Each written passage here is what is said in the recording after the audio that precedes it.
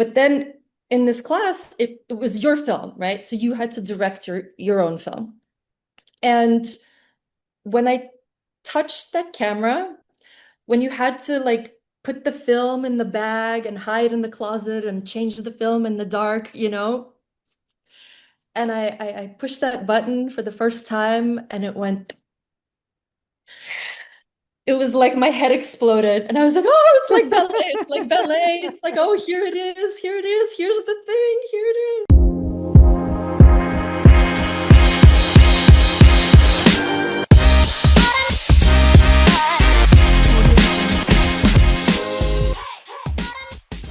Welcome back to another episode of Film and Business Podcast. I'm Rosa Camero, your host, film producer, marketing and distribution strategist, and the CEO and founder of Ramiro AI, the first film marketing and distribution assistant powered by AI. On this podcast, we help filmmakers bridge the gap between creativity and business, giving you the tools, strategies, and inspiration you need to make your films thrive. Today's guest is Maria Ibrahimova. She is an American filmmaker and producer whose work has traveled across borders. Her debut documentary, Miss Gulag, in 2007, was supported by the Sundance Institute and the Ford Foundation, premiering at Berlinale before screening worldwide. She later founded Cinex Production in Baku and went on to produce The Fisherman's Daughter with acclaimed producer Alexander Roniansky. I hope I pronounced it well. Radnyansky. Ranowski, distributed by Wild Bunch. Maria is currently developing her directorial feature debut, Hazel Eyes, presented at the Berlinale co-production market, and she continues to work on projects like Dreamers and We Are Russia, both rooted in powerful social themes. Most recently, she produced My Magical World, which is premiering on the festival circuit this year. Beyond her films, she is a two-time Berlinale talent, Fulbright Fellow, and the founder of Women in Motion, supporting female filmmakers in Azerbaijan. Yes. And Thank you. in this episode, you'll learn how to approach your first international co-production and what makes a project appealing to global partners, the practical steps on navigating funding, pitching, and working across cultures, why women's voices are essential in shaping the co-production space, the biggest lessons Maria has learned from building films across the border. Thank you, Maria, for being here. Thank you for accepting my invitation to come into this podcast. Maria and I, we know each other for a few years now. I don't even remember where we met, actually. I do. I Yeah, remember. tell me. Yes. But I It don't was remember. it was Berlinale. I don't remember the year, maybe 2018, maybe. I don't remember the year, Yeah, but we it's were a long time. yeah, we were at a party for European Women's Audiovisual Network. And you Oh, were sitting kind of across from me and I don't yeah, and that's how and then I think I came up to you and we started chatting and yeah, it was there. I remember, like, I do remember that I love your vibe and what you were doing. And I think you were in Berlinale Talent at Yes. in that year. Yeah. And yeah, it was just sort of like fresh and full of life and like doing all these things. And I think that's something that I like, having this vibe of I want it all and I'm gonna make it and I'm gonna do it. If I can, I'll figure it out. And I love that about you. Well, recently I was listening to Michelle Obama speaking, and she said that we as women put too much pressure on ourselves with this having it all thing. And that, yes, you can have it all, just maybe not all at the same time. And I think she's really right because all, no, there's only one of you, right? And you have to be a mother and a partner and a filmmaker, and you've got all of your, if you're a producer, you've got directors and co-producers. If you're a director, you've got actors, you've got so much. It's too much. We can't have it all. We can have some of the stuff some of the time, and then the other stuff at another time. You can have like a charge. Like I also heard someone said that you might not have it all, but then you have priorities and then you Yes. prioritize. And then you, Yes. okay, what is a priority right now? Yeah. So At then that that moment. Yeah. way, at that moment, so that way Mhm. you kind of balance Right. And it's whatever always you're working on. shifting. Yeah, Exactly. it's always shifting. Yeah. So Mm. at some extent, we do have Yeah. everything we want, but maybe not like the full. But sometimes it's like 20%, some other times 10%, but some other times like 80%. Yes. Yes, that's very true. So tell me about the beginning. Like, who is Maria? Where she grew up? I know you come from, you also have like a Russian background, so to Sure. speak. So tell me Yeah. all these things about you. So I was born in Russia. At the time, it was the Soviet Union.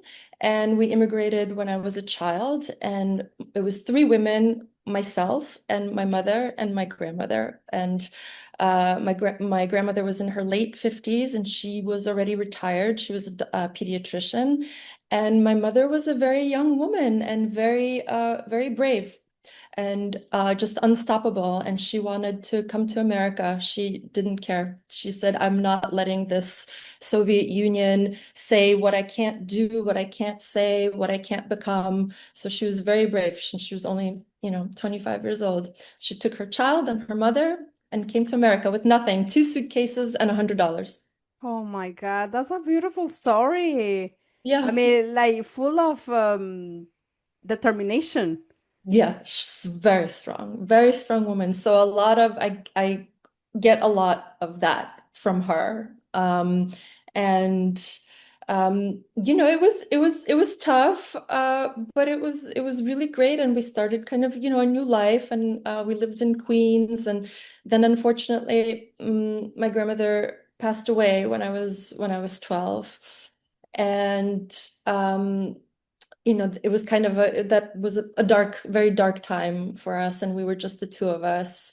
And I was very academically inclined, and so I went to a specialized high school here in New York, which was the Bronx High School of Science. And my mother always had a dream that maybe I'd be a doctor or something, just like my grandmother, but that wasn't gonna happen. I was it was kind of the opposite. I really was pulling to something creative, but I didn't really know what, because as an immigrant kid, we're just taught, you have to be a doctor or a lawyer or a computer programmer, or like you have to, make a living. Like that's the most important thing, like because that equals safety. So you're safe if you're making, if you have a, a real job, not what, you know. I know what you mean. Like if Right? yeah, Yeah. like And find a so real job. This is not real. Like working in films is not a real job. yeah, yeah. Well, guess So what? well, it can be if you make it that way. So I for a while, oh, and I was also doing ballet. So that was my creative outlet, was the ballet. And but I was like a big perfectionist, and I didn't want to be like some swan at the end of the line. I wanted to be like the main swan. And when I and when I understood that I just wouldn't ever be the main swan. I was too tall. There was just a bunch of stuff, and that I would never be the main swan. And so I quit. And it was horrible. It was a tragedy. It was like the biggest tragedy of my life up until that point. I mean, after my grandmother passed away, and then the second biggest tragedy was having to quit ballet, and I was really trying to find myself for a very long time. And I went to Paris. I lived in Paris for about a year and a half, learning French, and I didn't want to come back to the United States. I really loved Europe. I really wanted to stay in Europe, so I went to college in Brussels, and I did a business program because that was like the only thing that would take me at that point. And I thought, well, this will be useful, like okay, business, like this isn't bad. Like, it doesn't matter that I have no interest in business. Maybe so you have to be, that's kind of one of the lessons, is be open to things. Don't necessarily think, oh, I'm not good at that, or that's not for me. Like, try it. You have one life. It doesn't mean you have to do just the same thing over and over again. You can shift and pivot. And I kind of understood that, okay, I'll take some business. Maybe I'll take a year, maybe I'll take two, and then maybe I'll shift to something later. It's not written in stone. It's not forever. Like, really, like nothing is forever. So, So that's what I did. And then I kind of shifted to journalism. I thought that was more my thing. And then when I had to come back to New York, um, and I got a job in public relations. Actually, I really wanted a job like at a newspaper or at a wire service because I had worked at a wire service as like an intern. I was an intern at the Associated Press, and I really loved it. And I thought, oh, this is it. This is the thing. I'm going to be a journalist, or I'm going to be like on TV or a broadcaster or something like that. But it just never materialized. I sent my resumes and you know, pounded the pavement and it just never materialized. What materialized was a job at this little PR firm for classical musicians. And so I kind of learned what that is. She taught me, her name was Melina Berry, and she still has a firm in New York. And she just taught me, she had me hit the ground running. She taught me how to write press releases, how to, contact cold, because you had to cold call. It's not like now where you're emailing and then waiting forever. No, you would call those reporters up and you would say, "Hi, I'm so and so. I'm Maria, and I'm calling you about this and that. And would you like to receive this information?" And blah blah blah. And you pitch them. You do the elevator pitch like really fast and normally they would say, "I'm on deadline. Send it to me." And you'd put together a package and you'd put it in the mail, and then you'd have it on your calendar that you need to follow up. So, those were like, now that I think about it, those were like the first skills of a producer, and You were learning, you were like yeah. compounding. And then and then I mean, it wasn't like quite for me. I did enjoy it and I did love learning. And then I got a really great job and it was at the New York Philharmonic. So this is like the mothership, right? Like the New York Philharmonic. When I got this job, I was so proud of myself. I don't know how many people I beat out for that job. Like I was very proud. And I was there for many years and many, I don't know, 4 or something. And I was in the PR department and then in the marketing department. Because, when you're young, 4 years feels like a lifetime. So, and at the same time, I went back to school. And I How old were you at this time? 23, 22, 23, something like Okay. that.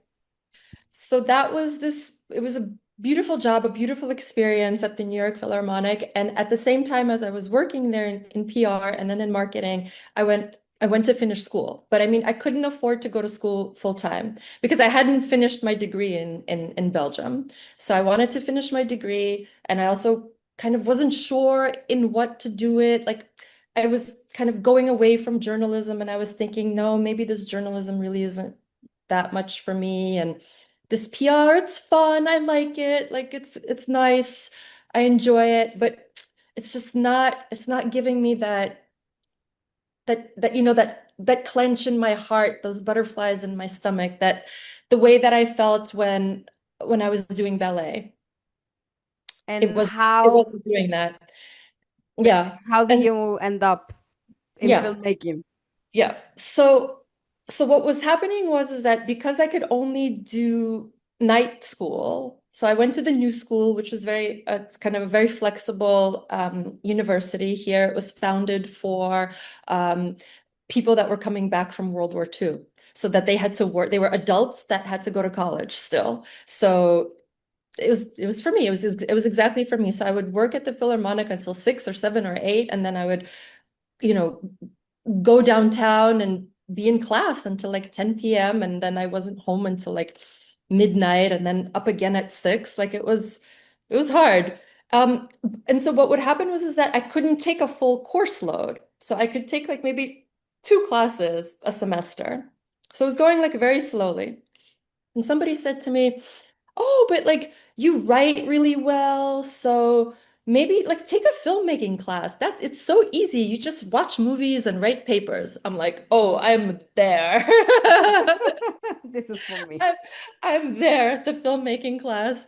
Um, and it was like history of film or something. And because my degree was very broad, I was taking just a liberal arts. It was just liberal arts. So you can do whatever you want. And so I started with this history of film, and it was really like little by little kind of pulling me in. And I started looking at all of the other kind of course offerings that they had in film. And there was one, called film production, 16 millimeter film production. And I thought, oh, like, okay, this is interesting. What's this? And so it was like a very old school kind of class. You have a little Bolex camera, and the whole year you spend planning what you're gonna, what you're gonna make. It was a wonderful teacher. We worked in teams, and so we would crew on each other's films. So you have your film and you have just the students crewing on your film, and then you would crew on other people's films. So on other people's films, you work as the producer or the director or the DP or whoever, right? However you want to do it. And I started my film, and I at first I thought, I'm more of a producer. Yeah, I think I'm more of a producer, right? Because I've been doing all this PR and marketing. I felt like producing was the closest thing to me. But then in this class, it was your film, right? So you had to direct your own film. And when I touched that camera, when you had to like put the film in the bag and hide in the closet and change the film in the dark, and I pushed that button for the first time, and it was like my head exploded, and I was like, oh, it's like ballet, it's like ballet, it's like, oh, here it is, here it is, here's the thing, here it is.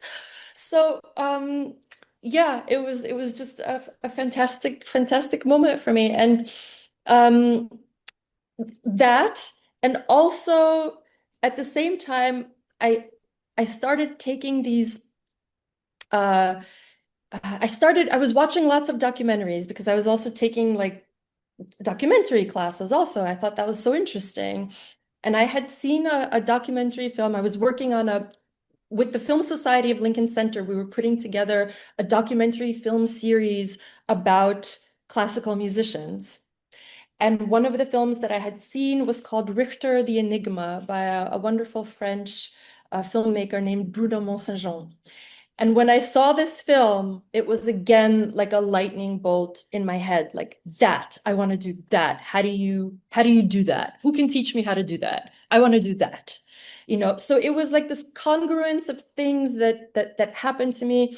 And I'm very intuitive, and I wish I would listen to my intuition more. I think I mean, I always did listen to it, but I think once you know more things, you start to question yourself and second guess yourself. And this is where things go wrong.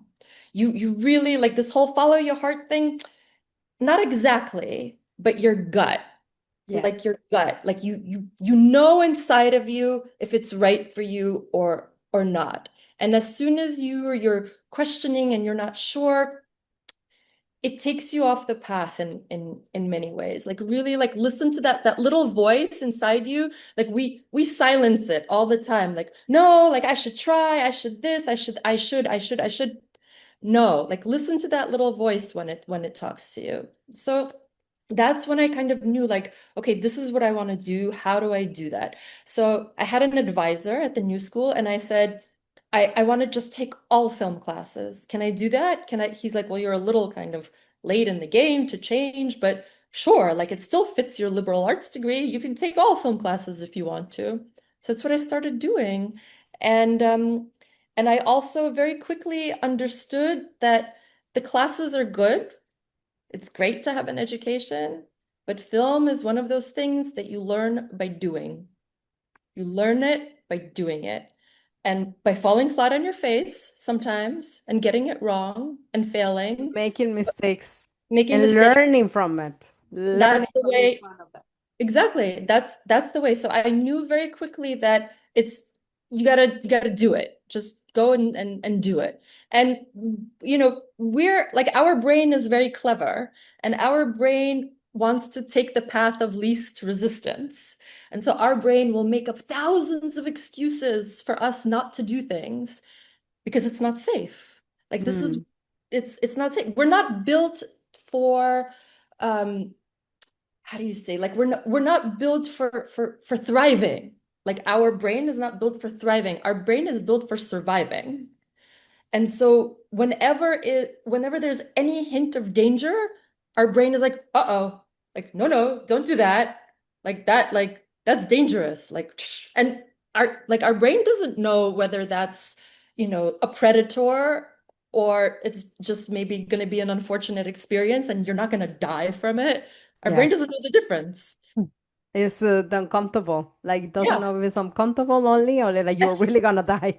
Yes, our brain doesn't know that. There's a lot of science about this. And so it's a question kind of overriding that survival instinct in order to push through and into the thriving instinct. And so it's something that I also kind of just had to learn. But I was always a doer. So I always was like, okay, what are the tasks? What is the to-do list? What is, you know, just push and push, which for my first movie, when I discovered that this is going to be my first movie, there was a lot of people that told me, no, you can't do this. So we're talking about Hazel Eyes. No, this Miss is another. no, Miss Gulag, my Miss first Gulag. Yeah, yeah, yeah. my Actually, that was first going to be is going to be my next question. So Go ask your question. looking back at Miss Gulag, what did the film global reception teach you about the power of cross-border stories? Like what was the lessons with the story? And actually, you were going to tell us. Well, I mean, with making Miss Gulag, I really didn't know what I was doing. I just knew, again, like when I saw this story, when I found this story of a women's prison in Siberia where they have a beauty pageant, I just knew that it was just a perfect story for me. It was literally as though it was written in the stars. This is the story. It it just again I had those butterflies and those fireworks. I knew that this was it and that I could do it. But I mean, I didn't really know anything about how to fund it or how to, like, what do you do? So I started going to some workshops. There's a wonderful organization in New York called Women Make Movies, and they have lots of workshops for women. And now, especially, it's super easy because they have lots of stuff online that you much like this kind of podcast, you listen to successful people. They tell you their stories, their case studies. You do case studies. You figure out, okay, so she put it together like this. These are the grants that you could find. These are the co-production partners that might be interested in this. And really, we were flying quite blind because I mean that was way back in 2007. I mean, nothing was really online. I mean, it was kind of a wasteland, you know. And so now there's so much resources online now that you're like, you don't even know what to take. You get overwhelmed. You get overwhelmed It with all the yeah, noise and all the it's overwhelming. tutorials and things. It's like It's literally so many overwhelming. choices. Yeah, it's overwhelming what to put your time into. And back then it wasn't like that. And so I I had at one of these workshops, I met a Russian woman who also wanted to produce documentaries. And we became friendly and we decided that we were going to make this film together. And then I had another friend who also I know she was a management consultant at the time, and she also wanted to make documentaries. And so I kind of brought us all together, and we just started working and we started writing the grants and finding out where we can apply to and what we can do and how to do it. Just literally learning by doing. Yeah. That I mean that's the way it is. And I guess like whatever you learn from the first film, you take it to the next one and then you take it to the next one. Yeah, yeah, but I mean, yes, you can take some things. Of course, you take some things with you, but every film is its own animal. Every film has its own challenges. Like literally on every project, I'm like, oh my God, this, like whatever it is, like I really thought by this point I've seen it all. No, no. There is always something else. there's always something else. There's always a surprise. There's always something that you didn't think of.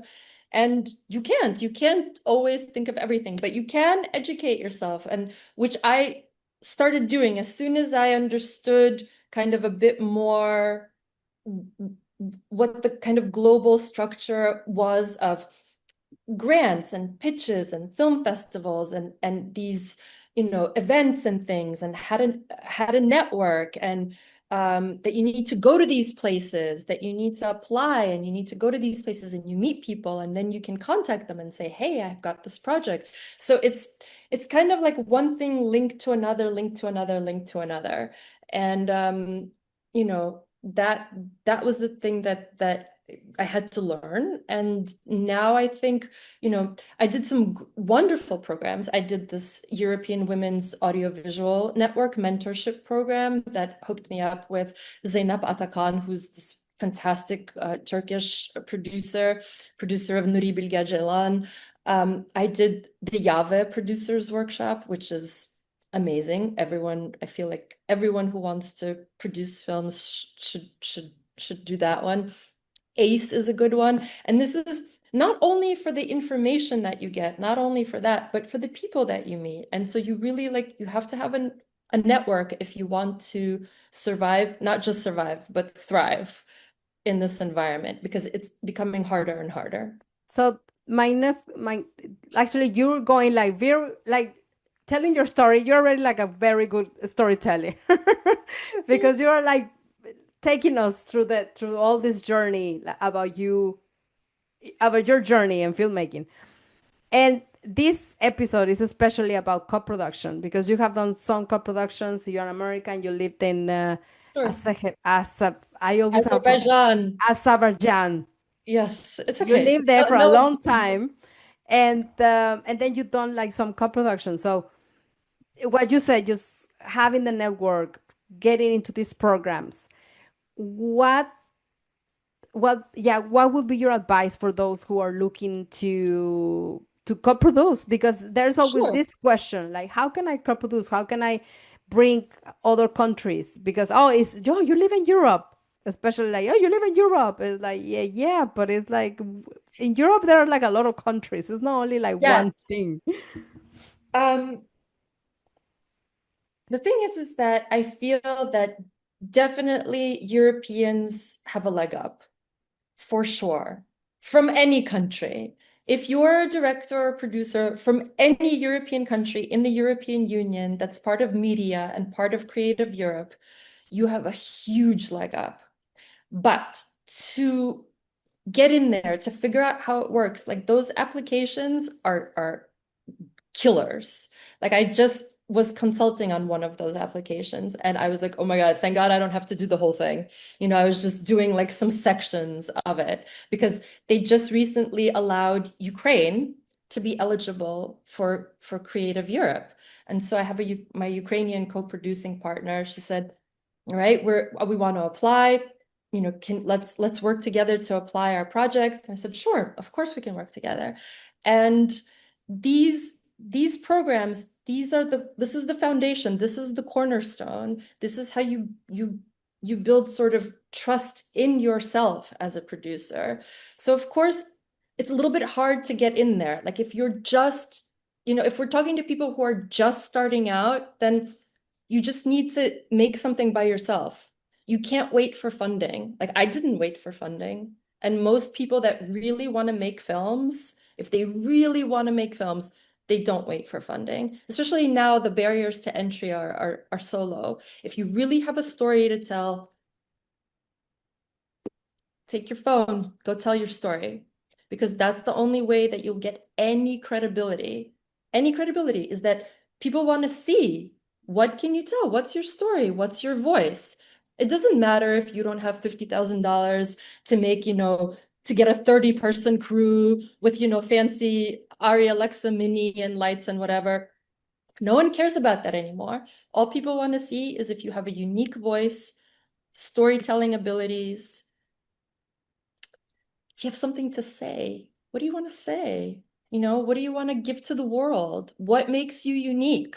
That's what you should be thinking about, not how to get money. Money is important. I'm not saying that it's not important. For sure, it's important, but not when you're starting out. When you're starting out, you go, you tell your story. Do you have, I don't know, is your grandmother like a fantastic character who tells, dirty jokes? Like follow your grandmother around and have like a 5 minute short that goes to Clermont-Ferrand, and then you'll get traction, and then people will want to work with you. And, you know, that's kind of how it works. For people that are a bit more, you know, further into it, it's of course the networking is very important, and people tend to work with the same people over and over again because it's hard to trust somebody.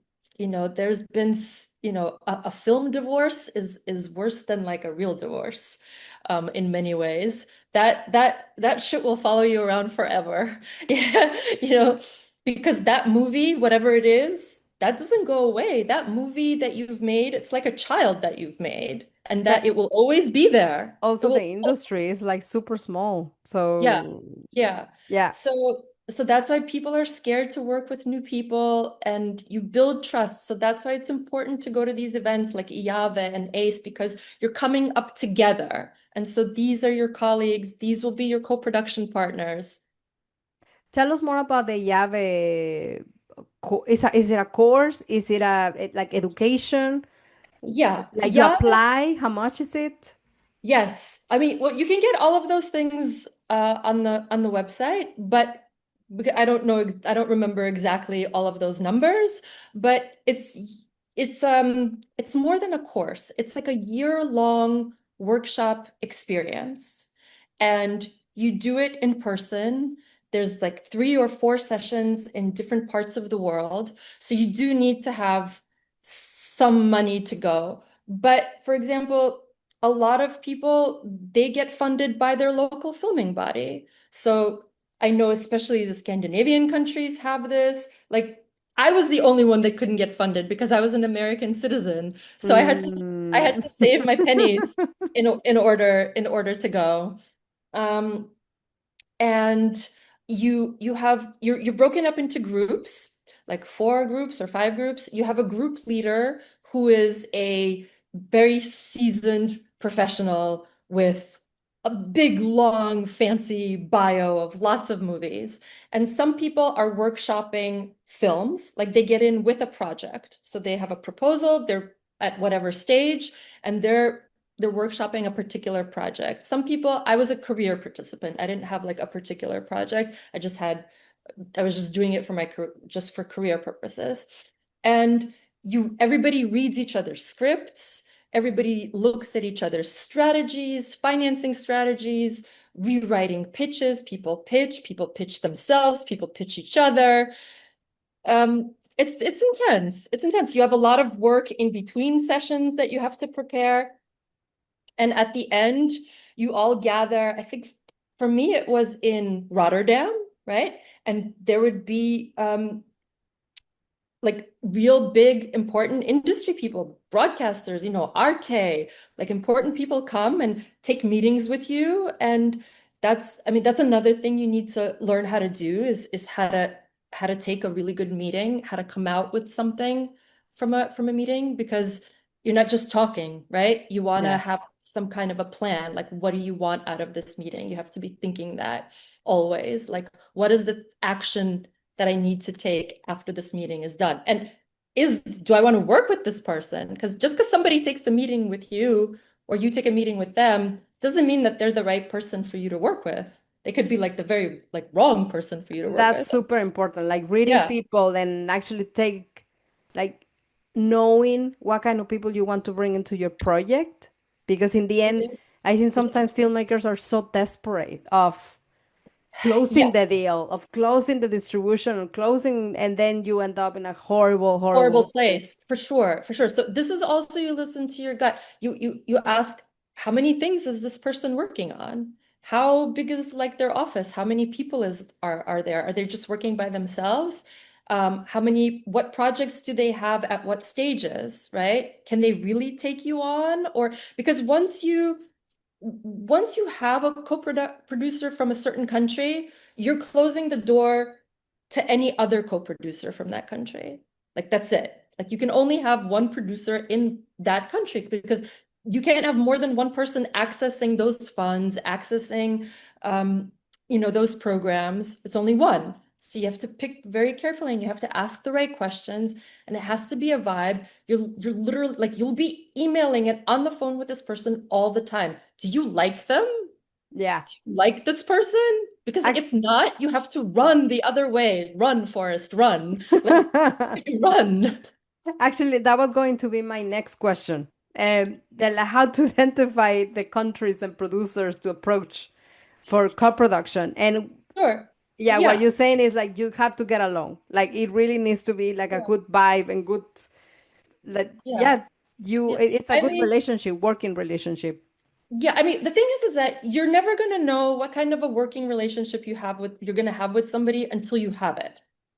So until you're having it, until you're doing it, you really won't know unless you know somebody that's worked with them, which I really recommend that if you want to go with somebody into a co-production agreement, see who they've worked with.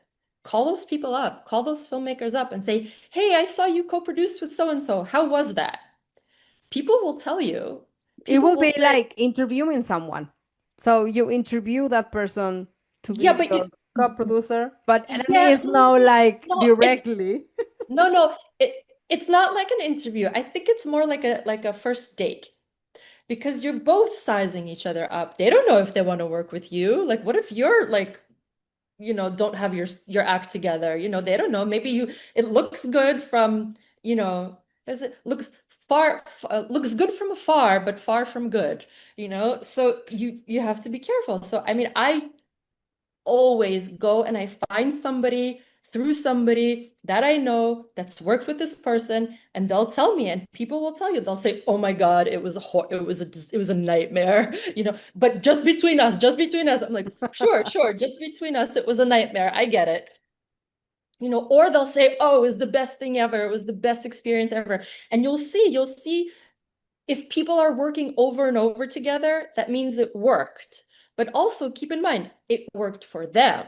It doesn't mean that it's going to work for you because you're a Yeah. different person. And also, they're maybe in a different stage in their career. Maybe they have other priorities. Maybe, like, maybe people come into something with good intentions, but then, like, some other project will take precedence, deadlines start getting missed, and you're kind of on the back burner. All of this is reality. All of this can happen. And unfortunately, there's no like 100% way to know. Only if you've done it. Again, you learn by doing. Both parties needs to be committed to the project, whatever you're doing. So I guess that's the But commit every day. You can't just like commit for a month and then like see it's not really going so well and oh, we didn't get this, we didn't get that, and like, bye. Like you have to commit every day. Sometimes it is bye. Like sometimes, for example, like, because France and Germany are, I guess the mother and father of co-production, because this is where all the big funds are, the most prestigious funds, the big broadcasters, Arte, ZDF. These are, the big fish. So everybody wants a French and German co-producer. But once those co-producers have done the rounds, once you've done a round or two of CNC and you didn't get it, and most people don't because it's really, really hard and competitive, that French co-producer has to have something else up their sleeve besides CNC. Everybody's CNC, CNC. I don't think I even know anybody that's ever gotten CNC. Maybe like one person. I think a Nazeri, my colleague in Azerbaijan, got, I think, post-production once.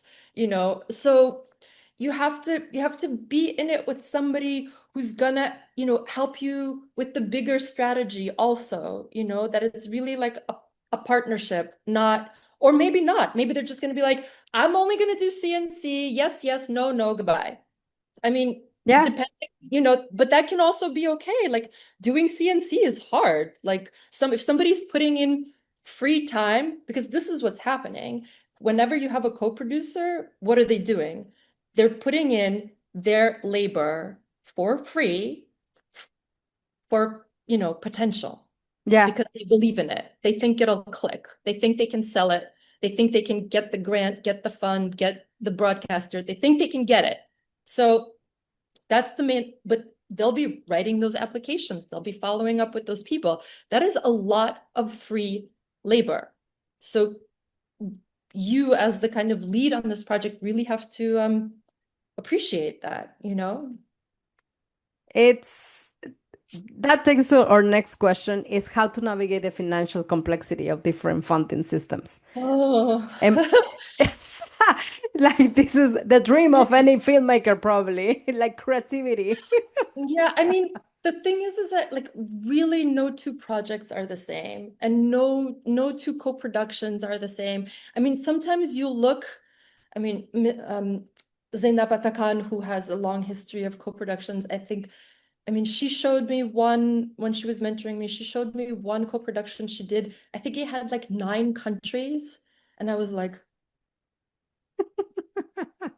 Respect. 9 countries. Like this is hell. I mean, really, and they always tell you, even in every workshop, they'll tell you if you can not co-produce, don't. Don't do it. Only co-produce if you have to. Yeah, there has to be real world reasons, real storytelling reasons to do it. Not just, oh, let me get a bunch of money so I can make my movie. Like it doesn't work like that. People will see through it. You'll never get anything. This is something that's super, super important that you have just said. You co-produce because the story needs to be co-produced with that part of the world. It Yeah. doesn't mean because I know so many filmmakers that come to me and say, no, no, we can just move to Louisiana because they have like a better tax rebate, or we can move to Canada, or we can move to like whatever they say, the producers or whatever who is like funding the film is like they need to move. They say yes because that's like the better way, the financial decision. Structure. Yeah. Um, but what you just said is like it makes sense. Like Yeah. I having mean, the storytelling and co-producing because the story needs that co-production. yes. I mean, it's also, I mean, it's also a bit more nuanced than story.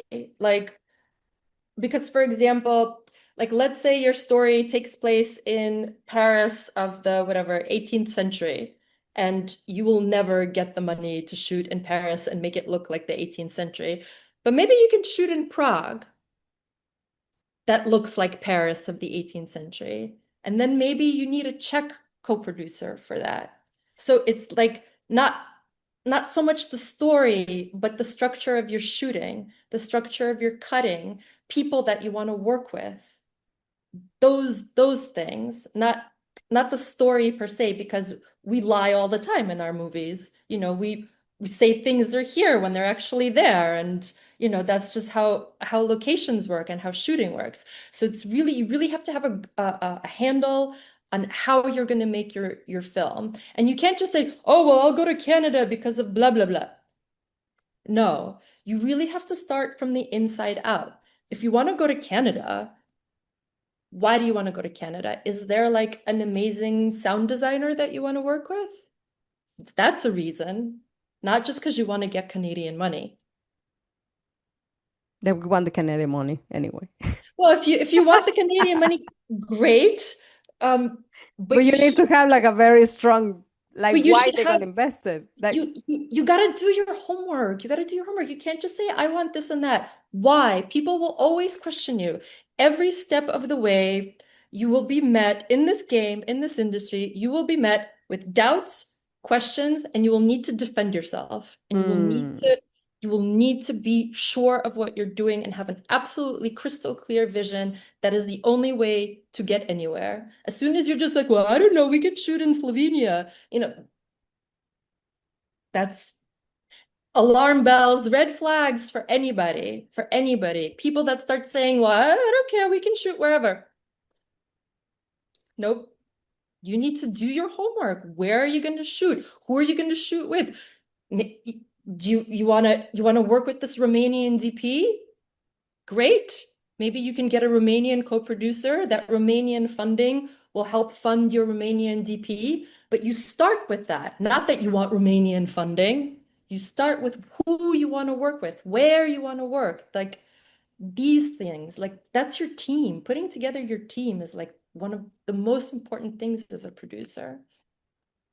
It's super important. And I want to go back to something that we were talking before we started recording. This is about your film, Hazel Eyes. Hazel Eyes? And you were in Berlinale in co-production. So tell us more Yeah, about that film because we were talking about something super important. Like I feel that it's important. It should be mentioned in the sure. podcast. Sure. Yeah, I mean, I've been working on Hazel Eyes for as long as I can remember. I found this story maybe very shortly after I moved to Baku. I loved the story. But somebody already had the rights. And so I thought, oh, well, that's too bad. Somebody already has the rights. And then some time went by and I thought, let me check in on those rights. Maybe they've expired by now.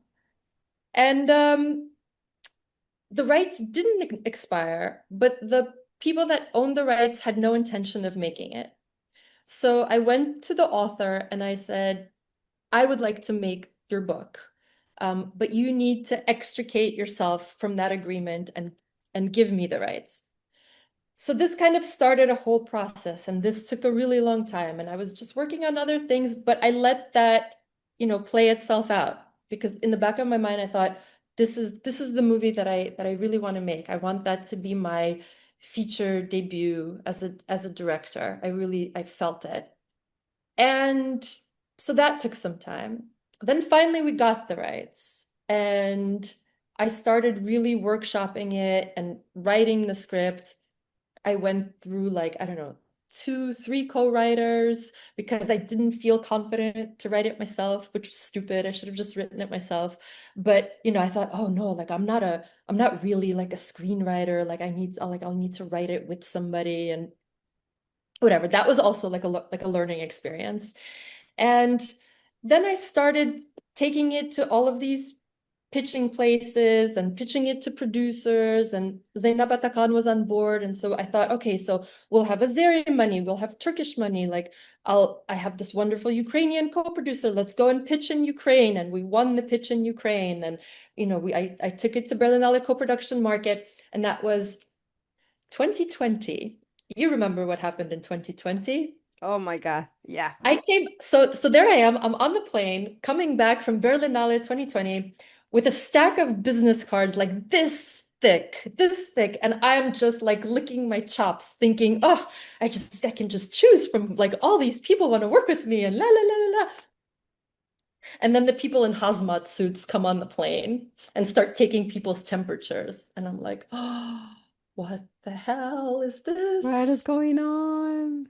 Everything died. Then the war in Ukraine. Are you Ukrainian funding?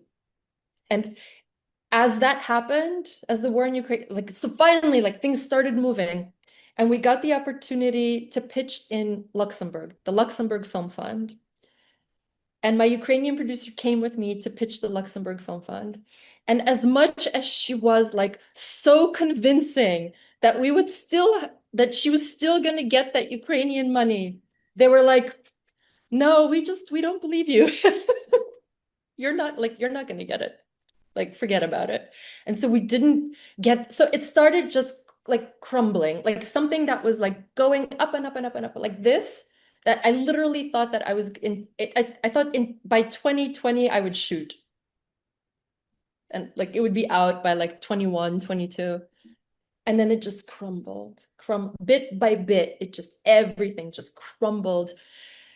And I just thought, okay, like I just need to like let it go for now. And it was really hard. Like it's still hard. I still have like a lot of, passion for that story and heart for that story. And but but I thought, okay, maybe that's not my directorial feature debut. Like I was so single-minded, like, no, this is it, kind of like with Miss Gulag, I was like, no, this is it. This is happening. But It but will it's like happen, but but well, it's like not everything in now. the world, when it's like everything in the world is telling you no, you have to listen. Like I'm all for, you know, fighting hard and like pushing through and but at some point you need to know when to stop and when to say, okay, I'm gonna take a pause on this because it's it's not going anywhere and it's not going to go anywhere for the foreseeable future. You need to be honest with yourself. I need to do some other stuff. It's not, you're not a loser. You're not saying like you're not giving up. You know, this is what everyone's, I'm not a quitter. I'm not a quitter, but I'm putting it on pause for now. It's okay to give yourself permission to do that and come back to it later. It'll still be there. I still own the rights. I still have a lot of people interested in doing it. It's just not the right moment. And you have to recognize that, know when to take a step back. So that's my Yeah, lesson. and I guess as a creative, and especially like in this like in this industry that is evolving, I could say fast, but not as fast enough. But I mean, you have like different projects, you have different films that you're working on. So then you pick one, and then you work on another one, and then you leave one, and then it like they're like moving, right? So it's Yeah, like they have their own tempo. yeah, yeah, they do. I mean, which is not to say that you should get lazy. No, but you should know when to step back and do something else for a while and come back to it. If it's really your passion, if it's really meant to be, it'll happen. I believe that. Yeah. So just to end, we're coming into the end of this episode. So what advice would you give filmmakers um preparing their very first international co-production? You already talk about what to do, what not to do, but what would be that advice for them? First co-production? First co-production. First co-production? Feature length? I mean, vetting. Vet your partners. That is number one, I feel like most important thing you need to do. Do not go into anything without really knowing this person's complete history, project history, bio, everybody that they've worked with. Find people that they've worked with recently. Talk to them. It's okay. People will share, you know? So do that homework, do that homework. Don't take things at face value. And you know, no matter how charming the person seems, you know, like I've met lots of charming people. I've been told that I'm a charming person.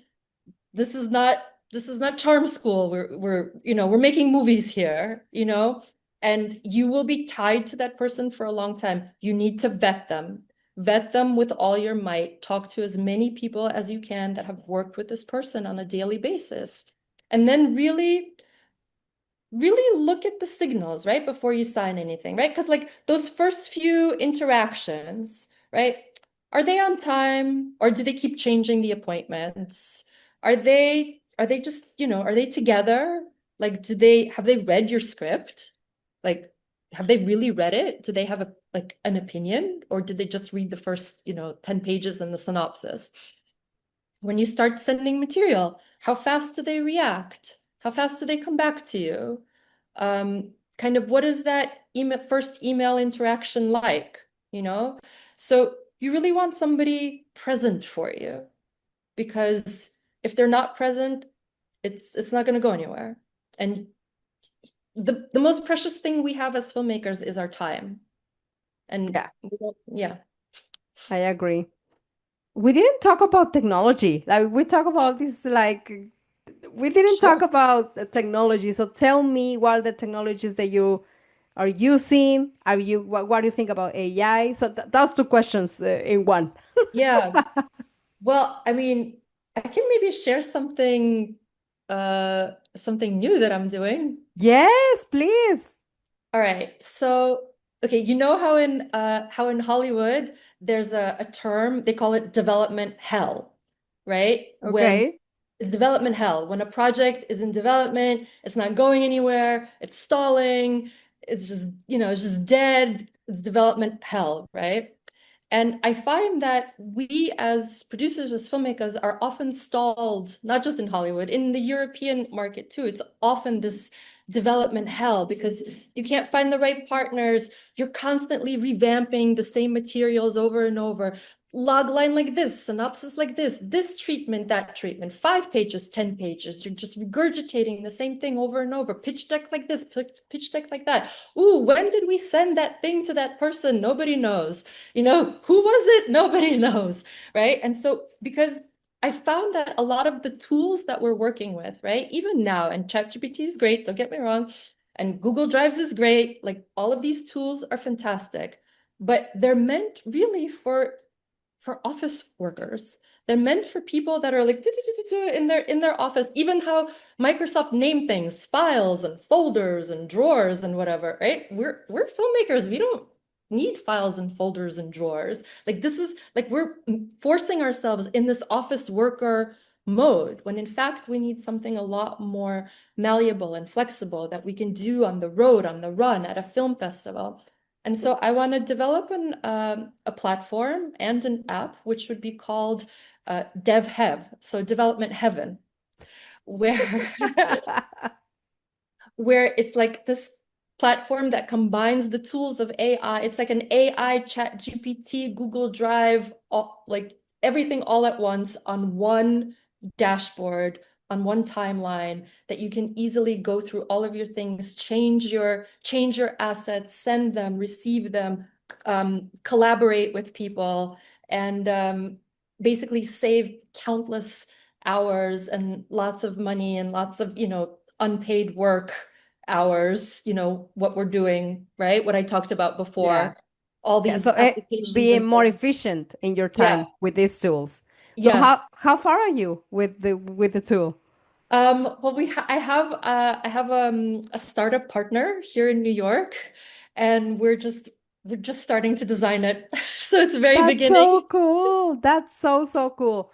Yeah. Well, for me took 1 year. So right now I'm also like doing some, it's not, it's kind of similar, but it's an assistant, film marketing and distribution assistant for filmmakers to help them to promote and do all these strategies that is a nitty gritty thing that you need to do for your film, but you don't want to Yeah. because you want to create and you want to make the film. Yes. Yes. So it took me 1 year just from the idea to actually have the MVP.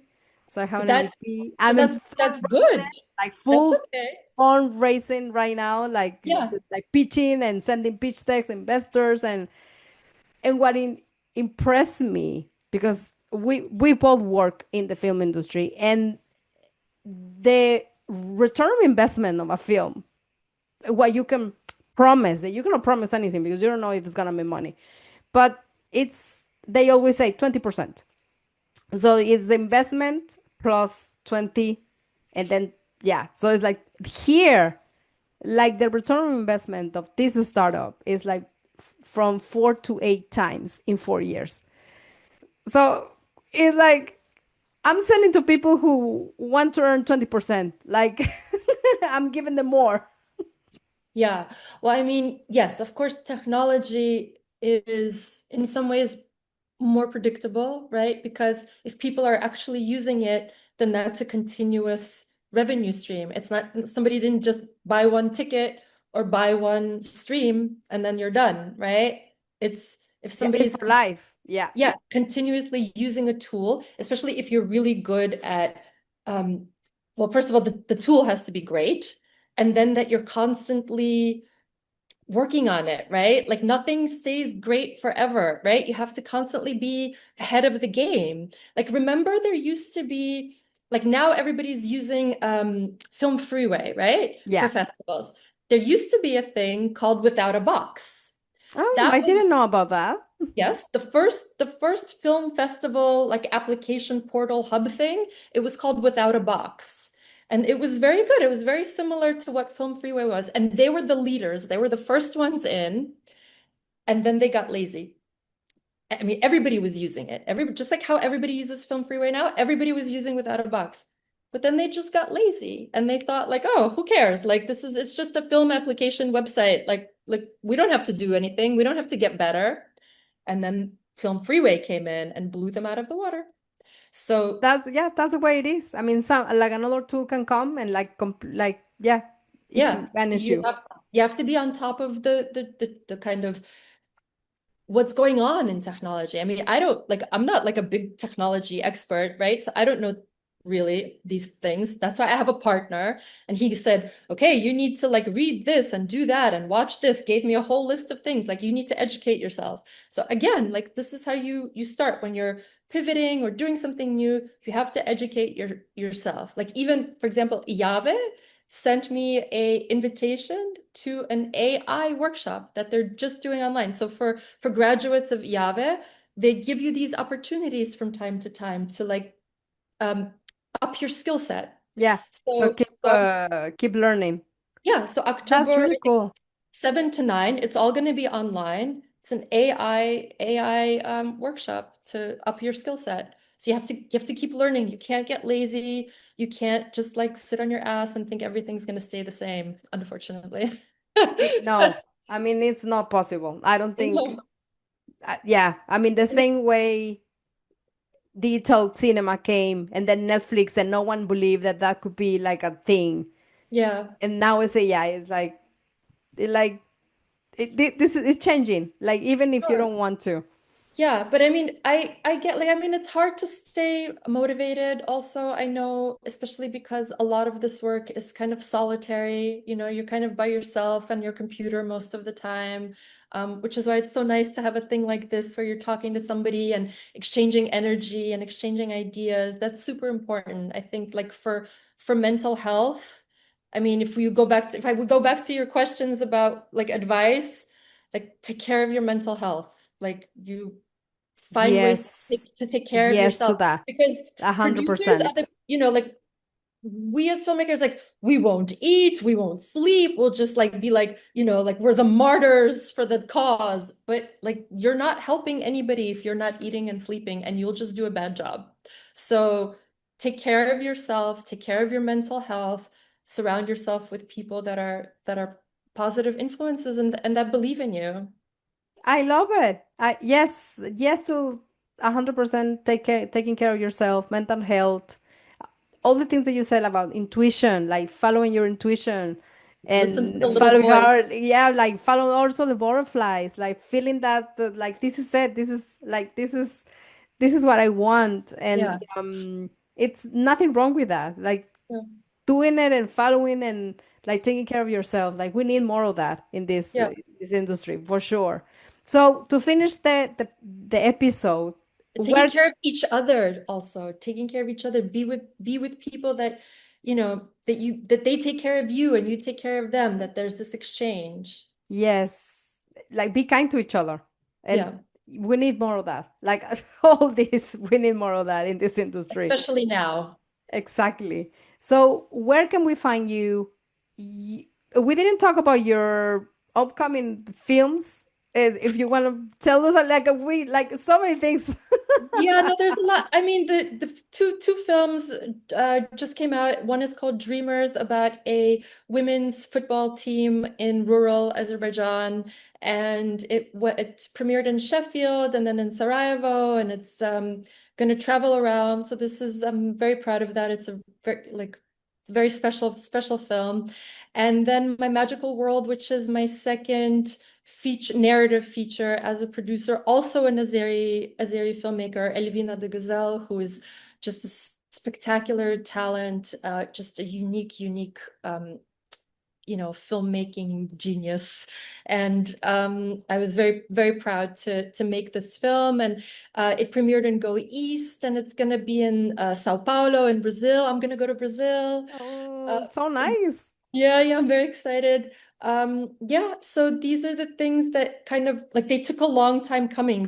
Each of these films was really a long kind of chunk of my life. And so finally they're out. So they can now have a life and I can also have a life. You can move on to the next project. Yeah, yeah. Well, I mean, you kind of never like you're still sort of shepherding it and making sure that it's going somewhere and having a life. But yes, you can focus more on future ideas and projects and things that you want to achieve. Yeah. Where can we find you?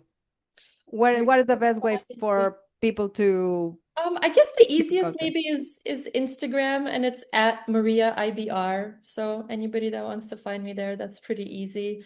Um, but write a comment because I'm like an Instagram, like I'm not so great at it. So sometimes I'll find messages in there from like a year ago that somebody wrote to me and I'm like, oh God, where was this? Why didn't I see this? So if you want to get my attention, just write a little comment under a picture or something. That's probably, if we're I not. send you a DM. I send you a DM, or Yes, yes, I saw the podcast, or we're gonna yeah. have like some collaborations also, like when the podcast comes out. Oh, wonderful, for sure. So Yeah. yeah, so I'll tag you there, and the people can just come and Yeah, comment. I'm There. on Facebook too. I'm just like I'm not super active. I post when I can. I'm not like really that like super on top of it and obsessed with it because I just feel like it's a more reactive kind of thing. Like here I am, I'm doing this, like remember me? And I just feel it kind of drains my energy a bit, right? So it's like I know I have to do it better and more and whatever, but I really just prefer other parts of the work, right? And I love to just meet people in person, like when I go to festivals and have interactions that are real and online is good. It's better than nothing, but I love to have real interactions with people.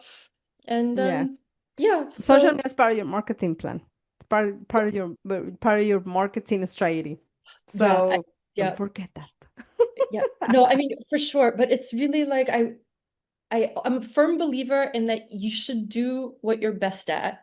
So, like, I'm always hoping that I'll have like enough funds from some movie that I could hire like a person like you to do all the social media and all the marketing. So I don't even have to touch that stuff because it's not the thing that gives me butterflies. It's not the thing that I love doing. It's more like taking medication. So, It's a uh, nitty gritty, but it is yeah. necessary for your films. Yeah, of course. But it's good that, the director should direct, the producer should produce. And I mean, last thing I want to say is that because of the way things have been going in this industry, I feel that producers have just the biggest and most unfair burden of anyone because we're there at the very beginning, all the pressure, all of it, all the fundraising, all the money, everything. Then during production, forget it. You don't live. Like my family doesn't see me when I'm in production. And then the post, everything having to do with that, you're the one that is in control and in charge of every tiny little thing.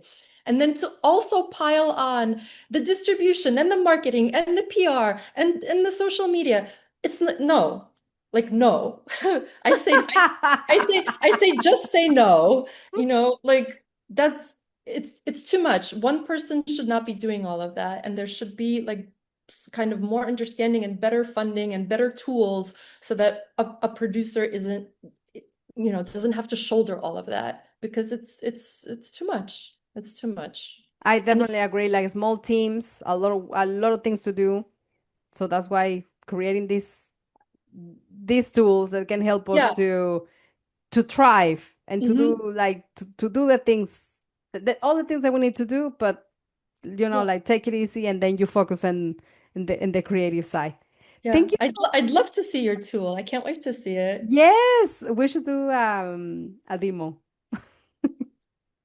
It was Absolutely. lovely to having you here. So Thank lovely to you for see you. accepting my You're welcome. invitation, My and pleasure. it's lovely to see you. My pleasure. Thank you so much. Bye. Bye.